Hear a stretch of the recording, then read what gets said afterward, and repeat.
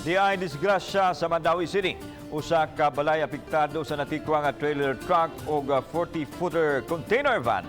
Alas 12:30 ganina udto kini nahitabo sa gamay kalsada tapan sa Universidad sa Luok, Mandaue City. Samtang gisubay sa kalsada, giingong nabuwasot sa libaong ang ligid sa truck. Hinungdan nga kini mitakilid og dayong dahirig sa container van ngadto sa usa ka panimay.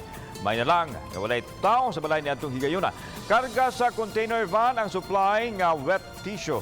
Matod sa operations help sa team Arnold Maligon, ang truck gikan sa AC Cortez ug paingon sa direksyon sa barangay Upaw. Wa damha nga matumba kini gumikan sa di maayong kondisyon sa gamayng kalsada. Ang insidente nakamugna og grabing traffic sa mga dapit. Mao gi-divert ang agianan sa mga dagkong truck padung ug pabalik sa ilang yarda. Tungod sa dagko kay libaong, wala. Dayon yung natungkol ginan na iyang kwan. Iyang kwan. Tungod sa gamit, sabing libaong ginan. Ang iyang trailer may tumba, sir,